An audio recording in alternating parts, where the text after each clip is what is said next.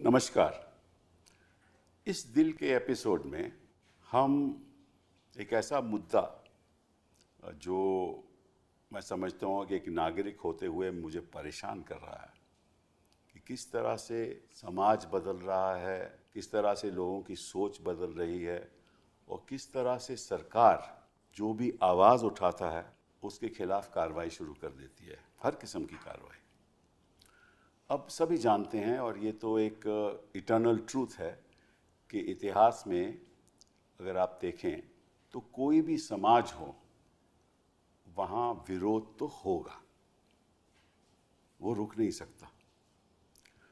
अगर डिक्टेटरशिप हो तभी विरोध होगा, लेकिन डिक्टेटरशिप में जो विरोध करने वाला है वो थोड़ा घबराता है। कभी कभी उसको साइबेरिया भेजा जाता है, कभी कभी उसको ख़त्म भी किया जाता है। तो डिक्टेटरशिप में भी विरोध होता है लेकिन वो उजागर नहीं होता।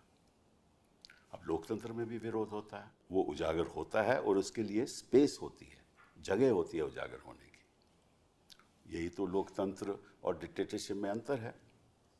लेकिन आज के दिन लोकतंत्र देशों में भी विरोध को ऐसे तरीके से ख़त्म किया जा रहा है जिससे ये हमें लगता है कि चाहे डिक्टेटरशिप हो चाहे लोकतंत्र हो, विरोध को ख़त्म करने की, विरोध की आवाज़ को दबाने के कई तरीके होते हैं। तो वो कैसे तरीके हैं, कौन से तरीके हैं, उस बारे में हम चर्चा करेंगे। लेकिन उससे पहले मैं एक चीज़ आपको बताना चाहता हूँ, दर्शकों को बताना चाहता हूँ कि ये सरकार कहती है, जो भी विरोध करता है इनके खिलाफ, या तो कहती है कि ये एक वॉर अगेंस्ट इंडिया हो रही है, इंडिया को डिस्टेबलाइज किया जा रहा है, हमारे नेशनल सिक्योरिटी को खतरा है। एक तो ये आधार है जिसके अंतर्गत ये आवाज़ बंद करना चाहते हैं लोगों की। दूसरा कहते हैं कि जो हमारी संस्कृति है उस पर भी एक आक्रमण हो रहा है। तो हमारी तो हिंदू संस्कृति है, उस पर कोई भी आक्रमण करेगा तो हम उसको आगे नहीं, सवाल भी पूछेगा तो हम उसकी बोलती बंद कर देंगे। फिर ये कहते हैं कि भैया ये जो न्यूज़ चैनल्स हैं ये बड़ी मिस इन्फॉर्मेशन फैलाती हैं, मतलब कि सही बात नहीं बताते। तो हम तय करेंगे कि सही बात क्या है क्या नहीं, और अगर हमारे नज़रिए से ये सही बात नहीं है तो हम उसको भी बंद कर देंगे। फिर ये कहते हैं कि हम चाहते हैं कि जो सच्चाई है उसको एक दर्जा दिया जाए, और हमें मालूम है सच्चाई क्या है। तो हम सोचते हो कि अगर आप सच्चाई के रास्ते पे नहीं चल रहे तो निश्चित रूप से हम कुछ ना कुछ तो हमें करना होगा। ये चार आधार के बेसिस पे ये लोगों की आवाज़ को बंद करना चाहते हैं। तो आज के दिन हम दो ऐसे लोगों से बात करेंगे जिन्होंने ये सब सहा है और जो शुरुआत से सरकार का विरोध करते हैं। ये इसलिए नहीं कि वो सरकार है, इसलिए कि जो भी सरकार होती है उसके काम भी होते हैं, गलत काम भी होते हैं, और लोकतंत्र में अगर गलत काम होगा तो निश्चित रूप से सवाल भी उठेंगे, और जो सवाल उठाएगा ये चाहते हैं कि वो सवाल ना उठाए और उसके खिलाफ कार्रवाई की जाए। तो दो ऐसे हमारे गेस्ट्स हैं जो आपको बताएंगे कि किस तरीके से सरकार, कितना स्नेह सरकार उनके प्रति है कि जो भी वो कर रहे हैं उन पे बाधा डालने के पूरी ताकत से बाधा डालते हैं। पहले तो संजय शर्मा जी, इनके बारे में मैं आपको क्या बताऊं कि इन्होंने 2015 में एक न्यूज़पेपर शुरू किया और फिर इन्होंने एक न्यूज़ नेटवर्क लॉन्च किया 4 PM, और मेरे ख्याल शुरुआत में तो दर्शक तो एक आपके 7.3 मिलियन आपके व्यूअर्स हैं, 7.3 मिलियन आपके व्यूअर्स हैं, और ये नहीं चाहते कि जो आप बातें 4 PM पे करते हो वो लोग सुने। और आपकी वैसे शुरुआत में आप मीडिया में काम करते रहे हैं, ETV में काम किया आपने राष्ट्रीय सहारा में काम किया, स्टार न्यूज़ में काम किया, और क्योंकि आप सरकार के विरोध, योगी जी के विरोध कुछ बातें करते हैं वहाँ उत्तर प्रदेश में बैठ के, तो निश्चित रूप से आपको कोई एड्स भी नहीं मिलते, सरकारी एड्स भी नहीं मिलते, और लेकिन आप बड़ा नाराज़ करते हो मोदी जी को, अब योगी जी को बहुत नाराज़ करते हो। ये अच्छी बात नहीं है, क्योंकि आपके पास तो केवल 12 तो स्टाफर हैं, इससे ज़्यादा हैं भी नहीं। तो इनके साथ आप ऐसा माहौल पैदा कर देते हो उत्तर प्रदेश में कि जो वहाँ के जो सत्ता पक्ष में बैठे हुए हैं वो थोड़ा आपसे घबराते हैं। तो अभी हाल ही में 29 अप्रैल में आपकी ये जो 4 PM चैनल है उस पर रोक लगा दी, उसको बंद कर दिया। इसलिए बंद किया कि आप हार्ड हिटिंग बातें करते हैं और सवाल उठाते हैं। तो thank you very much for being here. शुक्रिया सर। दूसरा, नेहा जी हैं हमारे साथ, बहुत बहुत धन्यवाद। आप फोक सिंगर रही हैं और भोजपुरी में, और हम आप सुनते भी रहे हैं। आप कमेंटेटर भी हैं, पॉलिटिकल कमेंटेटर, पॉलिटिकल सैटायरिस्ट, और आपने कुछ ऐसी शुरुआत की बिहार में काबा, फिर उसके बाद यूपी में काबा, मध्य प्रदेश में काबा। तो इससे लोग बड़े आपसे नाराज़ हैं और नहीं चाहते कि आपको कोई सवाल उठाए। और पीछे क्योंकि आपने कई सवाल इनसे पूछे और आपने कहा कि हम किससे सवाल पूछें, अगर आप कोई गलत निर्णय ले रहे हो तो हम किससे सवाल पूछें। और अगर कश्मीर में 26 लोग की मृत्यु हो गई तो हम सवाल तो पूछेंगे ना। तो उससे आपसे नाराज़ भी हो गए और उन्होंने पीछे सुना है कि आपकी FIR भी दर्ज हो गई। 27 या 28 अप्रैल को FIR दर्ज हो गई। आपके खिलाफ जो आरोप लगाया गया है कि you are waging a war against India, and you are a threat to national security, और कई प्रावधान BNS के द्वारा आपके खिलाफ कार्रवाई हो रही है, कम्युनल डिसहार्मनी करते हो, ये सब चीज़ें इन्होंने आपके खिलाफ। और से कहा कि ये जो आपका चैनल है और जो आप कह रहे हैं वो पाकिस्तान में भी चल रहा है। तो इसलिए वो ऐसा लगता है कि पाकिस्तान भी आपसे प्रेरणा लेता है, तो उससे भी उनको तकलीफ़ हो रही है। ठीक है, बात करेंगे इसके बारे में। लेकिन गवाई साहब जो जज हैं सुप्रीम कोर्ट में, उन्होंने कहा है कि कोई भी चैनल आप अगर बंद करना चाहते हो तो नोटिस ज़रूरी है, बिना नोटिस के आप बंद नहीं कर सकते, अगर आपको जानकारी हो कि वो चैनल कौन चला रहा है। ठीक है। तो पहले thank you very much Neha ji for being with me. पहले तो मैं आपसे पूछूंगा संजय जी कि जोगी जी का आपका इतना स्नेह क्यों है? मुझे लगता है कि पूर्व जन्म के प्रारब्ध होते हैं कि आपको ज़िंदगी में उन्नति मिलती है तो कोई एक व्यक्ति आता है आपके जीवन में और वो उन्नति का कारक बन जाता है। तो मेरे ज़िंदगी में जो ग्रह होंगे वो शायद उसमें लिखा होगा कि योगी जी जब सत्ता संभालेंगे तो मेरी सारी उन्नति तभी मिलनी है मेरे को। मुझे आप समय दें तो मैं अपनी पूरी छोटी सी संक्षिप्त यात्रा बताता हूँ। अखबार 4 PM 2015 में मैंने लॉन्च किया। उससे पहले लगभग 35 साल तक मैं सहारा, जागरण, सहारा और ETV, स्टार न्यूज़ में सब काम करता था। अखिलेश यादव की सरकार थी और बहुत बढ़िया स्टोरी चलती है, अखबार से चल रहा था। आप कहते हैं, वो कहते हैं कि आप अखिलेश जी के बड़े नज़दीक। अभी वही बता रहा हूँ सर मैं आपको। सरकार बदल गई, सरकार बदल गई, अखबार का स्टाइल वही था, अखबार वायरल होता था खूब। शाम को अखबार कोई था नहीं, ग्लॉसी बेहद छपता था। 5 महीने बीते, मुझे योगी जी के सबसे भरोसेमंद अफसर ने बुलाया, मेरे भी पुराने संबंध थे, और मुझसे कहा, लाइन यही थी कि संजय बाबा तुमसे बहुत नाराज़ हैं। और मैं समझ गया मुझे क्यों बुलाया गया। मैं फाइल लेके गया तो मैंने उनसे पूछा, बाबा मुझसे क्यों नाराज़ है, CM क्यों नाराज़ है? बोले, महाराज जी को लगता है कि तुम अखिलेश के आदमी हो। मैंने कहा, अच्छा क्यों लगता है? बोले, अखिलेश जी तुम्हारे घर जाते थे, गए हैं तुम्हारे घर, तो उनके घर जाते थे रेगुलर, उन्होंने मैगजीन को तुम्हारी लॉन्चिंग करी। तो मैंने उनसे ये कहा कि पहली बात तो मुख्यमंत्री मेरे घर आए थे, कोई गुंडा माफिया अपराधी मेरे घर नहीं आया था। फिर मैंने उनको फ़ोटो दिखाया। मैंने कहा, मेरे ऑफिस में अखिलेश जी की सरकार के टाइम में भारतीय जनता पार्टी के प्रदेश अध्यक्ष लगभग हर 10 दिन बाद आते थे, चाय पीते थे, समोसा खाते थे। बीजेपी के कई मिनिस्टर भी मेरे यहाँ आते थे। इतना ही मतलब चाय और समोसा, और तो नहीं कुछ? नहीं, वो बीजेपी वाले लोग छुपके पढ़ते, नहीं बता भी सकते बाकी बातें मैं। तो मैंने कहा कांग्रेस के लोग भी आते हैं, सपा के भी आते हैं, मेरी नेचर अच्छी है, सब आते हैं। और मैंने कहा अखबार के दफ्तर में तो कई अपराधी किस्म के लोग भी आते हैं, स्वघोषित नेता हैं लेकिन हैं अपराधी, वो भी आते हैं। तो अखबार का दफ्तर शिव जी की बारात होता है। फिर मैंने उनको फाइल दिखाई। मैंने कहा, मैं शपथ पत्र दे सकता हूँ, सूचना विभाग में हर दिन का अखबार जमा होता है। मैं कहा, समाजवादी पार्टी की सरकार में मुझसे ज़्यादा अगर समाजवादी पार्टी के खिलाफ किसी ने लिखा हो तो मैं कल अखबार बंद कर दूंगा। व्यक्तिगत मैं किससे मिलता हूँ कोई मेरे आता, ये पैमाना नहीं है। एज ए पत्रकार मेरा अखबार बोलता है। हेडिंग लगाता था मैं, समाजवादी पार्टी की सरकार में एक DGP ने थोड़ा सा अपराध सा किया था, एक अपराधी की मदद की थी और ऑन रिकॉर्ड की थी, तो मैंने हेडिंग लगाई थी, DGP बिकता है, बोलो खरीदोगे। अखिलेश सरकार के एक मिनिस्टर ने गाली बकी तो मैंने गालियाँ छाप दी थी।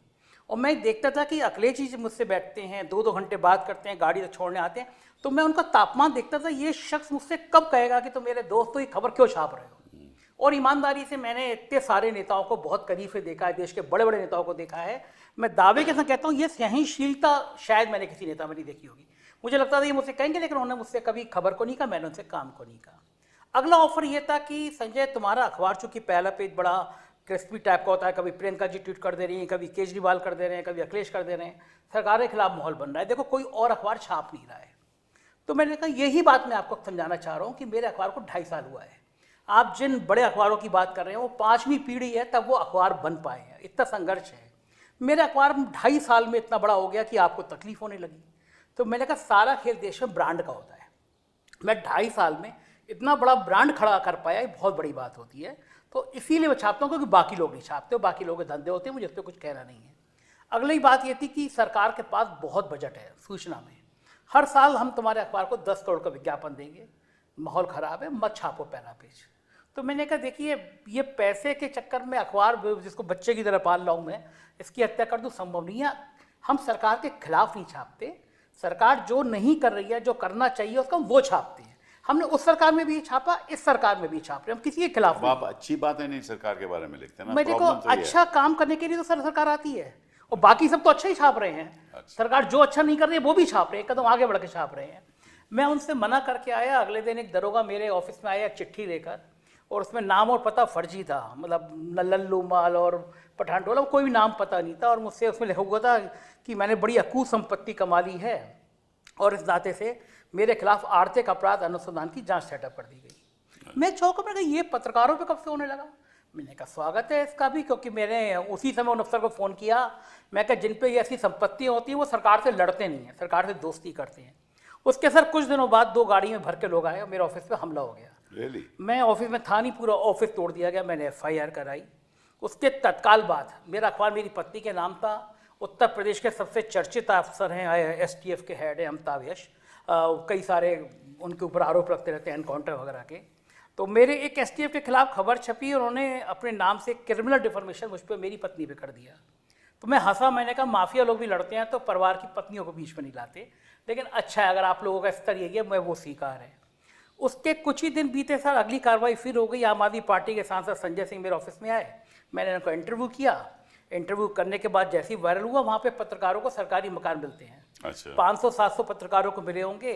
इंटरव्यू वायरल होने के 24 घंटे के अंदर 100 पुलिस वाले आए, मेरा सरकारी मकान मुझसे खाली करा लिया गया। जो राज्य स्तर के मानता सरकारी मकान सारे पत्रकारों को मिलते हैं वहाँ पर। उत्तर प्रदेश में पत्रकारों को सरकारी मकान मिलते हैं। अभी भी 600-700 पत्रकार ऐसे हैं जिनको सरकारी मकान मिले हुए हैं, उत्तर प्रदेश में मिलते हैं। अच्छा। लेकिन खाली कराने के लिए मैं, चूंकि संजय सिंह का इंटरव्यू था, मेरा अगले दिन 24 घंटे में वो मकान खाली करा लिया गया। उनको जरूरत होगी ना। उनको जरूरत होगी, मेरे मकान की जरूरत होगी, मैं मान सकता हूँ, इसलिए मैंने कहा कुछ आपत्ति नहीं करी। उसके तत्काल बाद सर राज्य स्तर की मान्यता प्राप्त संवाददाता समिति होती है, मैं उसका वाइस प्रेसिडेंट था। मेरी मान्यता खत्म करी गई और आज सरकार को बने हुए 7 साल से ज़्यादा समय हो गया। मेरे पास सचिवालय पास भी नहीं है। अच्छा। वहाँ पे पान की दुकान चलाते हैं और ठेला लगाते हैं, वो भी पत्रकार बन गए हैं, उनकी सबकी मान्यता है, लेकिन मेरे पास सचिवालय। लेकिन मुझे फ़ायदा ये हुआ कि जो मेरे ऊपर ये कार्रवाई हो रही थी, मैंने 18 में बोलना शुरू किया। और जब मैंने बोला, जब ये हमले हो रहे थे, तो पूरी दुनिया का ध्यान गया कि एक उत्तर प्रदेश में एक जर्नलिस्ट ऐसा है जो मोर्चा संभाल रहा है, जो मोर्चा सेकुलरिज्म का संभाल रहा है। तो उसका नतीजा हुआ, जब मैंने यूट्यूब किया तो उसका विस्तार इतनी तेज़ी से हुआ कि मैंने सपने में भी नहीं सोचा था कि ये विस्तार इतनी तेज़ी के साथ हो सकता है। तो आपने जो सवाल पूछा, मैं उसमें शुक्रिया योगी जी कहूँगा। मेरे को एक दिन NDTV ने बुला के पूछा था कि आप लगातार 1 साल से यूट्यूब में नंबर 1 बने हुए पॉलिटिकल कमेंटेटर में, कारण क्या है।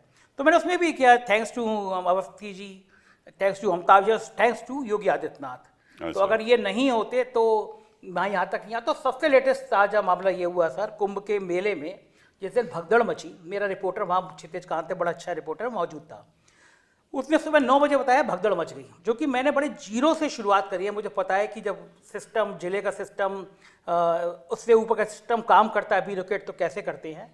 मैंने उससे कहा तुम तत्काल पोस्टमार्टम हाउस पे पहुँच के मुझे बता क्या है। तब तक किसी के दिमाग में आया नहीं, बाकी चैनल सब दिखा रहे थे कि अफवाह है, कुंभ में कुछ नहीं हुआ। वो वहाँ पहुँचा, उसका फ़ोन आया कि सर यहाँ तो 6-7 लाशें आ चुकी हैं। मैं लाइव 10 बजे बैठा, जिस समय योगी जी कह रहे थे वहाँ कुछ नहीं हुआ है, शांत है। मैंने उस समय 3 घंटे के अंदर 30 लाशें दिखा दी कि 1, 2, 3 30 लाशें आई हैं। 24 घंटे बाद क्षितिज ने फिर स्टिंग मेरे कहने पे किया और 67 लाशें हमने दिखा दी। उससे हड़कंप मचना था। सीएम ने ट्वीट नहीं किया, प्राइम तो मिनिस्टर ने आपको ट्वीट कर दिया। जब ये तो सब बात तो ऑब्वियसली है कि आपको जब इन्होंने बंद किया 4 PM कोई नोटिस वोटिस नहीं दिया? कुछ नोटिस नहीं दिया। और सर वो उसमें लास्ट लाइन की जब कुंभ वाली रिपोर्टिंग कराई, उसके बाद से मुझे पता चला पिछले 3 महीनों में ईडी को 3 चिट्ठी आ चुकी है मेरे खिलाफ कार्रवाई करने के लिए। और लेटेस्ट 29 तारीख को सुबह एक यूट्यूब से एक लेटर मेल आता है कि भारत सरकार ने कहा है कि नेशनल सिक्योरिटी के लिए खतरा है, इसलिए आपका चैनल ब्लॉक किया जाए। आपका चैनल बंद ब्लॉक किया जाता है। मुझे सबसे अफसोस ये है कि नेशनल सिक्योरिटी के नाम पे नहीं करना चाहिए। देश, मैं कहीं इस देश को मोदी जी और शाह साहब से ज़्यादा प्यार करता हूं, तो इस नाम पे बंद नहीं करना चाहिए था। आप कहते थे कि मोदी जी को पसंद नहीं है, शाह जी को पसंद नहीं है, आपको बंद कर दिया, तो मुझे अच्छा लगता है कि नेशनल सिक्योरिटी के नाम पे बंद नहीं करना चाहिए था। ये मुझे दुख है। नेहा जी, इन्होंने नेशनल सिक्योरिटी की बात की। एक तो देश होता है और एक सरकार होती है, और देश और सरकार में अंतर तो होता है ना। सरकार तो देश नहीं है और देश सरकार भी नहीं है। सरकार तो एक राजनीतिक पार्टी की होती है। तो आपने तो आज तक, मैं आपसे पूछना चाहता हूँ, कोई ऐसी बात कही हो जो ऐसे लगा हो that you are waging a war against India, के सरकार के, आई मीन देश के खिलाफ आप तोड़वाने की लड़ाई कर रहे हैं? ऐसा तो कभी हुआ नहीं। तो आपके खिलाफ ये नेशनल सिक्योरिटी और ये waging a war against India, ये जो प्रावधान BNS में है, ये क्यों किया गया आपके हिसाब से? सर यही तो मेरा भी सवाल है। लगातार मैं सवाल कर भी रही हूँ कि भाई मेरे ऊपर देशद्रोह आए दिन जिसका मन कर रहा है। कोई भी, अभी हजरतगंज में हुआ था कि ये देशद्रोही है, अभी जो है अयोध्या में भी लोग ले करके चले गए कि इसको जो है ये देशद्रोही है। पता नहीं सर, मैं तो खुद ही बहुत परेशान हो गई हूँ कि ऐसा मैंने कर क्या दिया है। 27 लोग मारे जाते हैं और अचानक से सोशल मीडिया पे एक चीज़ जुड़ जाता है कि चुप रहना है, चुप रहना है, चुप रहना है, बोलना नहीं है, बोलना नहीं है। हमको भी लगता है अच्छा ठीक है, 5-10 मिनट चुप हो जाते हैं, लेकिन होता क्या है, 3-4 दिन बाद मुद्दा भूल जाते हैं लोग। जैसे बालासोर में रेल दुर्घटना हुआ, वहाँ पे हमने देखा कि रेल मंत्री जी इतनी सारी लाशें ऐसे बिखरी हुई हैं और वंदे मातरम का नारा लगा रहे हैं। आप बोलिए ना, राम नाम सत्य है, इतने सारे लोग मारे गए हैं। वहाँ पर भी इतनी बड़ी घटना, कुंभ में दुर्घटना हो गई, चुप रहो चुप रहो चुप रहो, लोग मरे हैं, हिंदू मरे हैं। बोलना कब है? कब आएगा वो उचित समय जब सवाल पूछना है सरकार से? और दूसरी चीज सर, इतनी बड़ी बड़ी दुर्घटनाएं हो जाती हैं देश में, एक आदमी जिम्मेदारी लेने को तैयार नहीं है। प्रधानमंत्री, गृह मंत्री, रक्षा, कोई भी। तो मेरा सवाल ये है कि भैया आप जिम्मेदारी कब लेंगे? आप इस्तीफा कब देंगे? और आप जो कहते हैं कि हिंदू खतरे में है, हिंदू खतरे में है, तो चाहे वो पश्चिम बंगाल का मुर्शिदाबाद हो, वहाँ हिंदू मारा जा रहा है, मणिपुर में हिंदू मारा जा रहा है, कश्मीर में हिंदू मारा जा रहा है। 10 साल से आप हिंदू बचाने आए हैं और फिर भी हिंदू खतरे में ही है, तो सवाल तो आपसे होगा ना। शिक्षा के नाम पे आपको तो कोई वोट दे भी नहीं रहा है, रोजगार के नाम पे नहीं दे रहा है, गरीबी कोई बात ही नहीं करता, बात ही नहीं कर रहा है। ये सब आउट ऑफ फैशन हो गया कि नहीं नहीं नहीं, अभी हिंदू खतरे में है तो अभी चुप रहना है, नून रोटी खाना है, हिंदू को बचाना है। इसी नाम पे ना हम लोग आपको वोट दे रहे हैं, अब फिर भी हिंदू खतरे में है। तो सवाल तो सर आपसे होगा। यही सवाल मैंने पूछा तो मुझे बोला कि मैं देशद्रोही हूँ। और एक कोई पाकिस्तानी ट्विटर हैंडल है, उसने मेरा वीडियो शेयर कर दिया। तो वीडियो तो कहीं से भी शेयर हो सकता है। वीडियो के क्या है, वो तो यूट्यूब चैनल तो दुनिया में चलती है ना, तो कहीं से भी शेयर हो सकता है। उसमें आपकी क्या गलती है? जी सर, मैंने भी वही बोला कि सोशल मीडिया की तो कोई सीमा है नहीं, वो तो सार्वजनिक है। कोई अमेरिका में शेयर कर सकता है, लंदन में कर सकता है, कोई कुछ भी कर सकता है।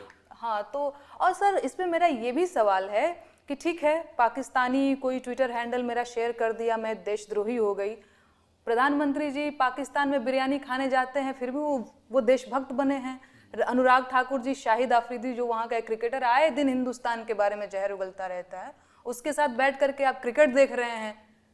तो आप लोग एकदम से जो कहते हैं ना हमारे भोजपुरी अवधि में, 2008 में जब 26/11 हुआ था और मुंबई चल रहा था, उस समय भी मैंने खुद देखा था कि हमारे तब प्रधानमंत्री तो नहीं थे, लेकिन चीफ मिनिस्टर थे मोदी जी।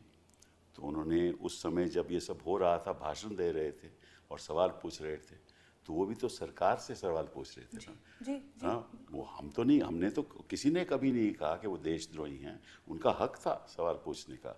अगर उनका हक था तो आपका भी हक है।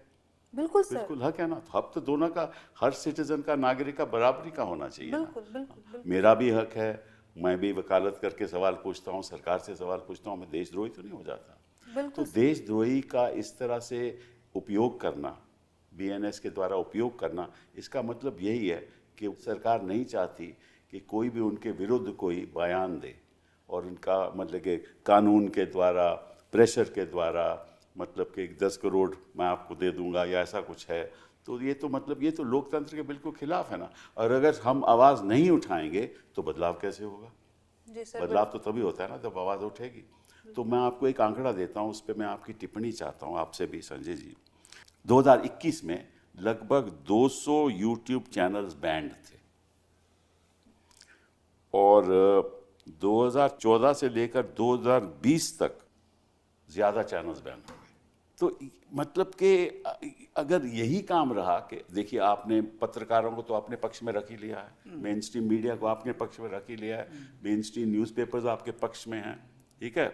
और कौन आपका विरोध कर रहा है? विरोध मतलब कौन सवाल पूछ रहा है? वो विरोध नहीं है, वो सवाल पूछना है जानकारी के लिए। वो सोशल मीडिया है, और सोशल मीडिया से सबसे अहम सोशल मीडिया यूट्यूब चैनल है। अगर यही हिसाब रहा कि आप यूट्यूब चैनल बंद कर देंगे तो फिर सवाल कौन पूछेगा, कहाँ से पूछेगा? तो इसकी क्या राय है आपकी? सर बिल्कुल, और ये लोकतंत्र के लिए बहुत जो है ये खतरनाक है। और मैंने तो देखा है, प्रधानमंत्री जी अक्सर बोलते भी रहते हैं कि लोकतंत्र में आलोचना होनी चाहिए। आजकल लोग आलोचना ही नहीं कर रहे हैं। हाँ, तो मैंने भी सुना है। नहीं तो लोकतंत्र बर्बाद हो जाएगा। और जब मैं आलोचना कर रही हूँ तो मेरे ऊपर देशद्रोह का मुकदमा ये लोग कर ये रहे हैं। आलोचना नहीं है, वो कहते हैं कि आप सरकार को मतलब कि डायरेक्टली लोगों को अटैक कर रहे हैं। ये गलत बात है। This is what they are feeling. नहीं सर, बिल्कुल ये आलोचना है। और आपने किसी व्यक्ति को आज तक अटैक किया? व्यक्ति को? हाँ। नहीं सर, कभी नहीं? नहीं, कभी नहीं। हमेशा मैंने सवाल किस किस्म का अटैक रहा आपका? सवाल रहा है, जैसे अभी ये मतलब आप कहते हैं कि यूपी में काबा जी, तो क्या मतलब, इसका मतलब क्या है? बिल्कुल। मैं सर आपको 2 लाइन गुनगुना करके भी बताना सुना, चाहूंगी हाँ। कि खत्म रोजगार बा, बाबा के सरकार बा, हाथ रस के निर्णय जो हत लड़की के परिवार बा। कहा बा? अरे मंत्री के बेटवा बड़ी रंगदार बा, किसानन के छाती पे रौंदत मोटर कार बा, ए चौकीदार बोला के जिम्मेदार बा। का बा? कोरोना से लाखन मर गईले, लाशन से गंगा भर गईले, टिकठी या कफनो कुकुर बिलार बा। ए बाबा का बा? अरे राम राज के झांकी बा, काशी मथुरा बाकी बा, गोरखपुर में खून से रंगल गोतल पूरा खाकी बा। अरे का बा? जिंदगी झंड बा, फिर भी घमंड बा। तो ये सवाल है सर। बिल्कुल, और इसमें कई सवाल जुड़े इसमें हुए कई सारे सवाल हैं, चाहे वो हाथरस वाली बात हो गई, चाहे कोरोना में इतने सारे लोग मर गए ऑक्सीजन के अभाव में। मेरी अपनी सास, रेमडेसिविर उनको नहीं मिला, वो मर गई। और सच में गंगा के किनारे लाशें ऐसे ही बिखरी पड़ी थी, और कफन सर आप समझते होंगे जो उड़ाया जाए, तो उसको कुत्ते बिल्ली नोच करके खा रहे थे। हाँ, ये दृश्य हमने देखा कोरोना में। तो जब मैं सवाल करती हूँ, चाहे वो मंत्री जी के बेटे जो थे वो किसानों के ऊपर थार से रौंद दिए थे, चाहे वो वाली घटना हो, तो मैंने, क्योंकि मैं लोकगीत लिखती हूँ, गाती हूँ, तो अपने गीतों के माध्यम से इन सारे मुद्दों को उजागर करने की कोशिश करती हूँ। तो जब ऐसा मैंने किया तो मेरे ऊपर FIR किया। अच्छा, वो फर्जी था।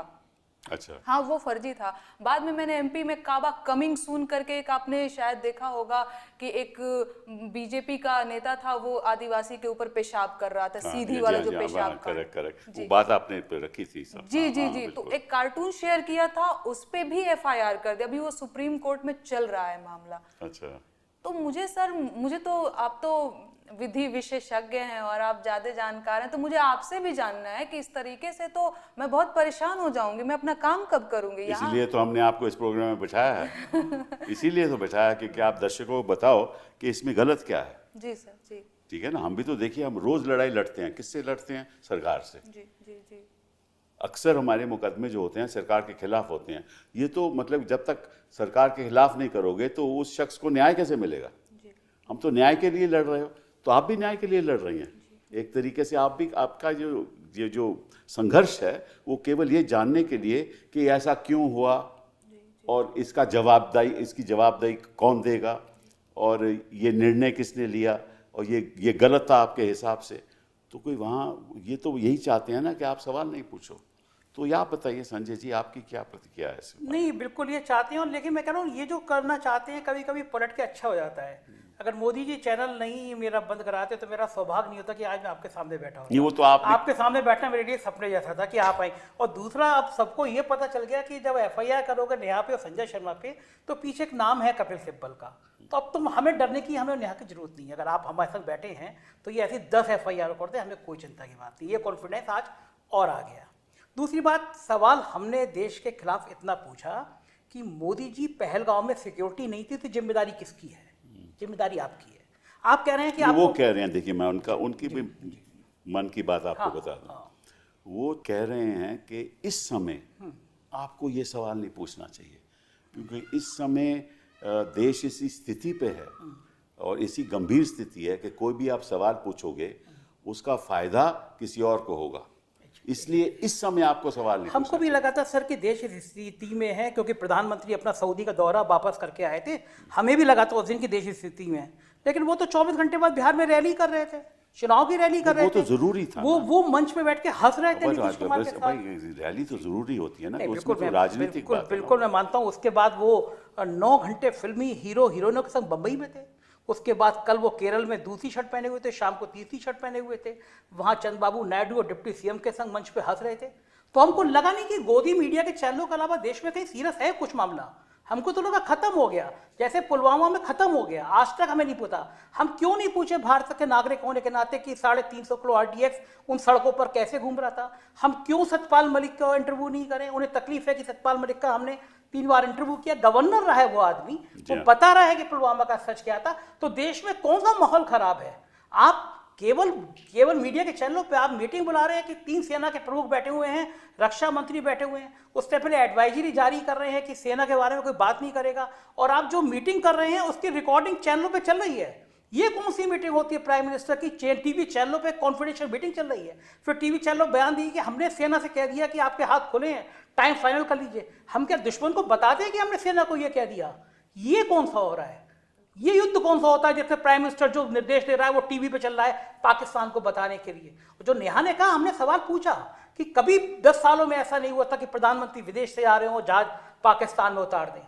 किस मुंह से हम बात करेंगे? हम मैच नहीं खेलेंगे उनसे भारत की जमीन पर, वो मैच नहीं खेलेंगे पाकिस्तान की जमीन पर। लेकिन शाह साहब के बेटे हैं तो मैच दुबई में खेला जाएगा भारत और पाकिस्तान से, क्योंकि हजारों करोड़ का खेल है। ये सवाल पूछेंगे, ये कौन सा देश के खिलाफ है?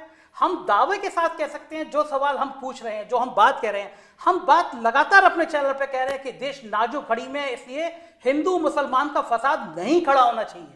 हम लगातार कह रहे हैं अपने चैनल पे, ये मत कहो कि धर्म पूछ के मारा गया, ये मुद्दा मत बनाओ। लेकिन पॉलिटिकल पार्टियां, Bharatiya Janata party Chhattisgarh official page पे कहती है धर्म पूछ के मारा गया, जाति पूछ के नहीं। इसका हम विरोध कर रहे हैं अपने चैनल पे। तो इनको लगता है कि जो गेम प्लान कर रहे हैं हिंदू मुसलमान का, 4PM तो ये खत्म कर दे रहा है। तो ये अगर आप मुझे बता दीजिए सर, ये देशभक्ति हम कर रहे हैं या देशभक्ति वो कर रहे हैं? जो नेवल ऑफिसर की गालियां दी जा रही हैं, क्या उन्होंने देखो क्या बढ़िया बयान दिया, जिसका पति मरा वो कह रही है, उसको आप गाली दे रहे हैं। ये देश इतना गिर जाएगा, ये देश इस स्तर तक पहुंचा देंगे आप? एक शहीद की पत्नी के लिए आपको, उनको प्राइम मिनिस्टर का, कई लोगों को प्राइम मिनिस्टर को फॉलो करते हैं जो लोग गाली दे रहे हैं।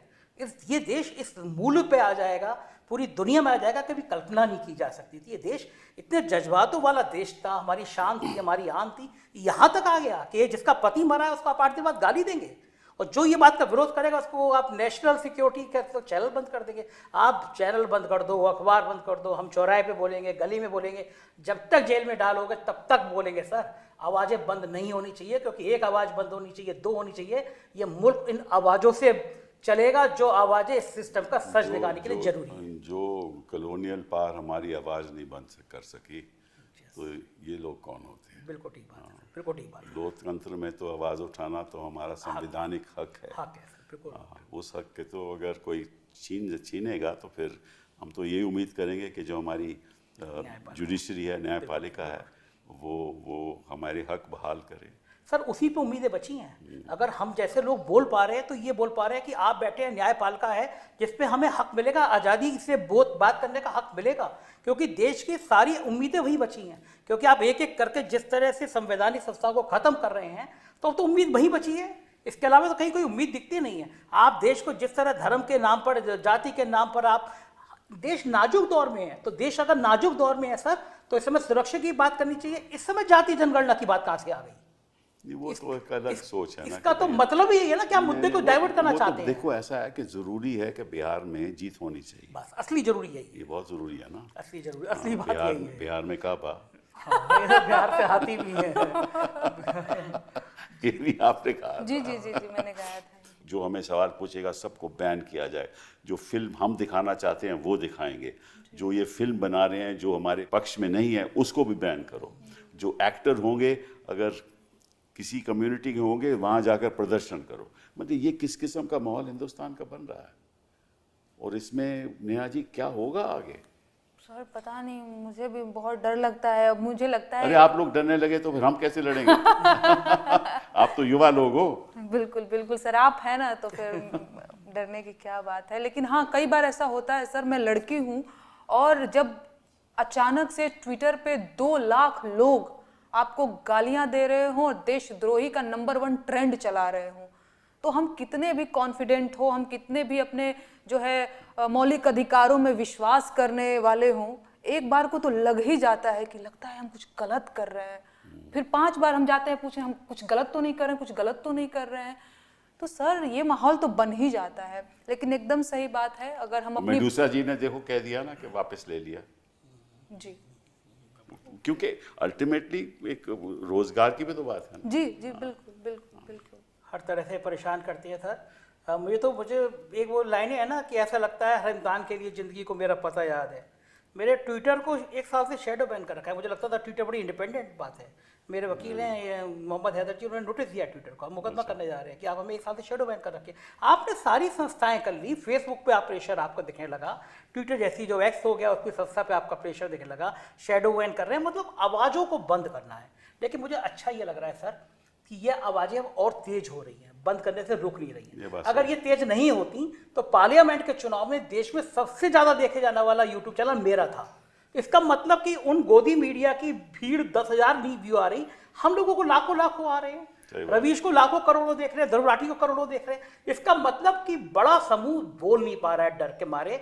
हम आपके घर से पहले, थोड़ी देर पहले चाय के ठेले पे रुक गए, ऐसी मजा आता है बातें करने, उस तबके के पास 2 लोग आ गए, चाय वाला जो बनाता था वो देखता था चैनल। ये इस लेवल तक जब चले गए ना, मास तक चले गए ना, तो इनको डर लगता है कि ये गरीब तबका जिसको ये 2 वक्त का राशन दे के फुसला रहे थे, अब उसको समझ में आ गया ये राशन रिश्वत है, ये तो हक है उसका। आप उसकी तनख्वाह पे, उसकी चीज़ों पे आप 2 वक्त की रोटी दे रहे हैं, उसको समझ नहीं आ रहा है। तो उनको लग रहा है जो समझा रहे हैं, इसका मतलब ये भी है कि आप देश में सुधार नहीं ले पाए कि आपको राशन देना पड़ रहा है। बिल्कुल ये भी तो बात सही है ना। आपकी ये भावना उजागर कहाँ से हुई जो इन चीज़ों को अपनाने के लिए, बताइए। इसलिए सर ऐसे हुई क्योंकि मैंने देखा कि बीते दिनों में या बीते सालों में मीडिया का जो स्तर है वो दिन पर दिन गिरता ही ये कब सोचा ये आपने? ये मैंने कब सोचा, 2020-22 की बात है सर। मैंने ग्रेजुएशन कंप्लीट करने के बाद से इसकी शुरुआत भी करी, बेरोजगारी महंगाई के गीत लिखना भोजपुरी में शुरू किया। तो तब से ही मुझे ये बात समझ में आ रहा था कि बेरोजगारी का मुद्दा कोई उठाने वाला नहीं है, महंगाई का मुद्दा कोई उठाने वाला नहीं है। अच्छा, भोजपुरी इसलिए मैंने शुरू किया क्योंकि भोजपुरी में शायद आपने सुना होगा बहुत अश्लील ये सब गीत वीत गाते हैं, तो मैंने सोचा कि भोजपुरी में बेरोजगारी का भी गीत बनना चाहिए, महंगाई का भी गीत बनना चाहिए।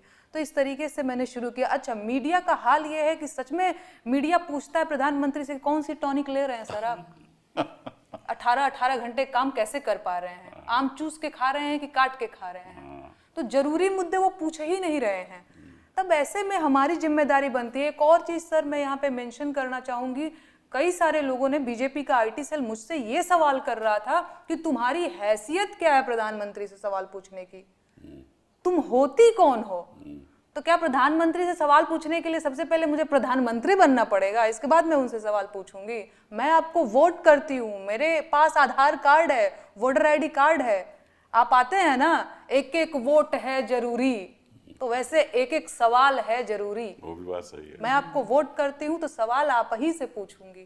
तो लोग तो इस तरीके से भी बातें कर रहे हैं।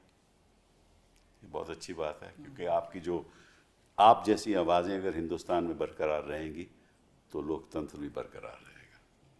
और मैं सोचता हूँ कि ये कोई लड़ाई किसी एक पार्टी के खिलाफ नहीं है, एक किसी एक माहौल के खिलाफ नहीं है। ये लड़ाई हमारे संविधान को बचाने के लिए है। बिल्कुल ठीक बात है।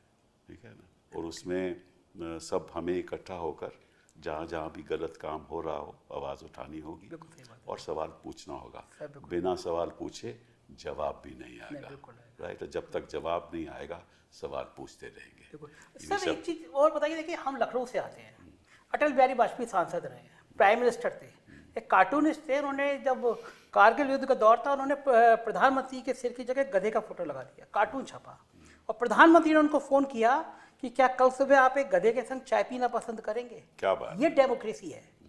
अखिलेश यादव ने अपने ऊपर छुपी कार्टून की किताब का विमोचन मुख्यमंत्री रहते हुए, क्या ये डेमोक्रेसी है? आपको सवाल पसंद नहीं है, लोग व्यंग में, उस अटल बिहारी वाजपेयी की परंपरा की पार्टी अब यहाँ तक पहुँच गई, ये सोचा नहीं था किसी ने। यही तो अंतर है उस बीजेपी का और इस बीजेपी का। और हम सोचते हैं कि शायद बदलाव हो, और निश्चित रूप से 2029 में तो होना चाहिए। आपका बहुत बहुत धन्यवाद। शुक्रिया thank you sir. Sir, thank you.